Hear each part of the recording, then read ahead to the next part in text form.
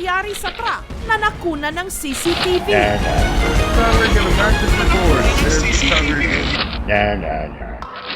Noon pa man, marami na raw mga kakatuwang pangyayari sa barangay hall ng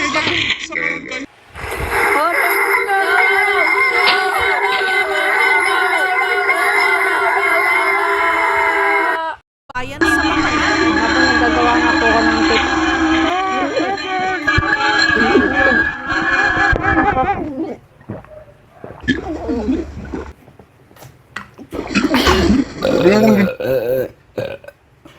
Gusto po. Marami. Basta Tosino. Basta Tosino. Pero yung may nakita ko.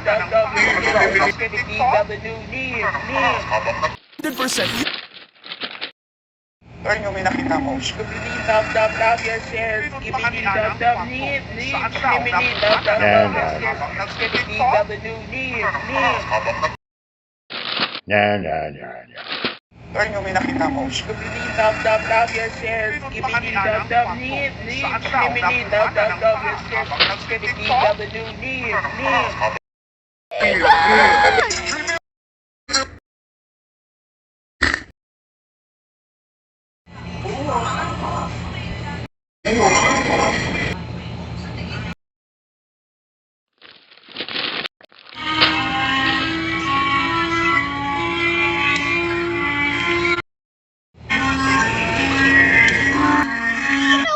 Skibidi toilet is?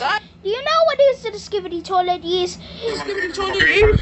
You know what is the skibidi? You know what is the skibidi toilet is? Do you know what is the skibidi toilet is? Report dapat. Fantastic. Toilet is. Kaya basta Tosino. 100% yung report dapat. Fantastic. And tell me you... Do you know what is the skibidi toilet is? ng Bagong Bayan sa Bataan. Habang nagagawa nga po ko ng paperwork ko.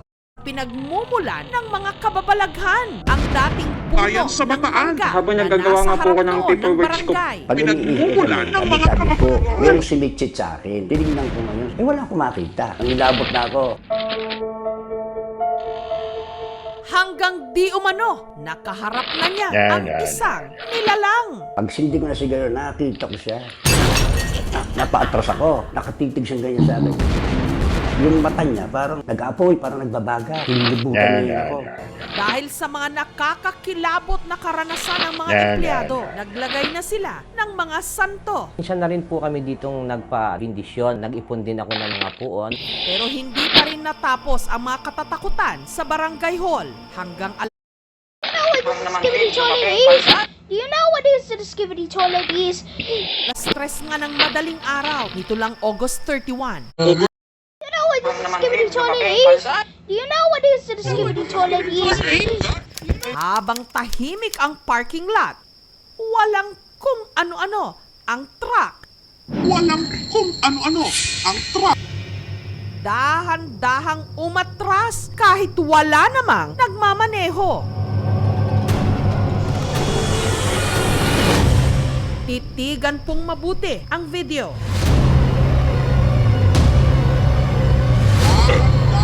Matras kahit wala naman nagmamaneho. Ang mas kahindik-hindik pa rito, ang pinto ng truck.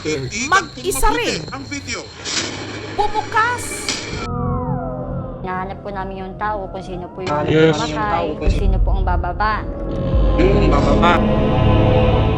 At may nakasaksi raw sa mismong pag-atras ng truck. Sumisigaw po yung mismong nakakita doon sa pangyayari. Mga bandang 3 po, naglakad po papunta dito sa Igibon po. Tapos iihi po ako dito sa may bandang parang oval po ng damo po dito. Pag flashlight ko po sa may mga sasakyan.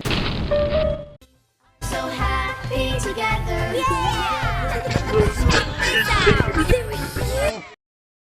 Sa may mga sasakyan, bigla po siyang umatras dahan-dahan po.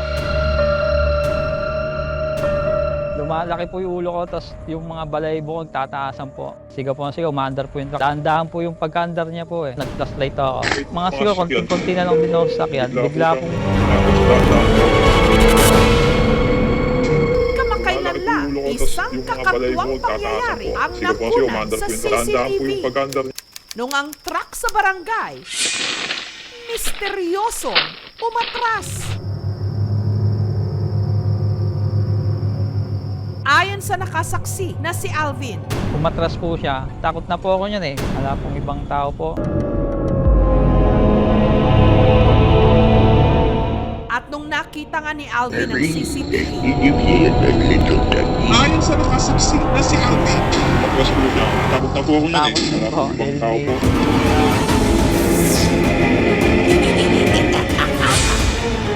Kanino sa may harapan po eh.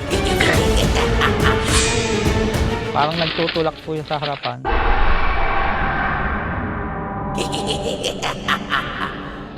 hiningi naman ang opinyon ng paranormal researcher sa di mano mga kakatwang nangyayari sa barangay hall.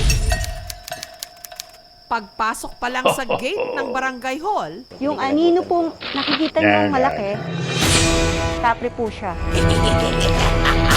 Dito po siya. Dating puno po dito, na parang pinutol lang or namatay lang siya na pusa. Hindi po tinanggal ng ugat. May naiin siya dito ng tauhan niyo eh. Parang may tanod siya na makulit daw. Naasar siya doon, napakaingay daw. Yung bata po, nandito po, kasama po namin. Itinan po ng itip. Pero po yung kapre po, yung aninong malaki, doon po sa labas. Kaya lang daw po sila nagiging magulo. Meron silang kasamahan na malakas po yung negative. Nagiging malakas sila, nagiging salbahe sila. Kayang-kaya po nilang paggalawin po yun. Kaya po, pag ginusto po nila, pag galit na galit po sila sa isang tao, sunod namang tinungo ni Ana ang parking lot kung saan nangyari ang di manoy misteryosong paggalaw ng truck. Pero ang nagpagalaw daw sa truck, biniro po ng tatlong elemento ng tulak. Parang kapre din po. Hindi po sila dapat katakutan.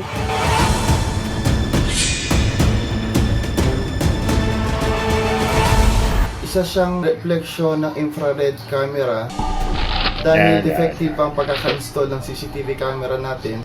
Kaya nagkakaroon siya ng infrared shadow. Kaya mapapansin nyo yung mga tao naglalakad sa pagilid ng truck, meron din silang usunod sa kanilang shadow. sinuri rin ng mechanical engineer ang truck. This is a old model na ng truck. Tinignan din ang level ng parking lot. Kung ito ba'y pantay o meron ba itong parteng pababa. O meron ba niya na itong parte? i-handbrake yung truck, plus yung cambio, yung gift shifter, Plus yung naka-neutral cambio. lang po, possible po yun na umatras talaga yung truck. Sirang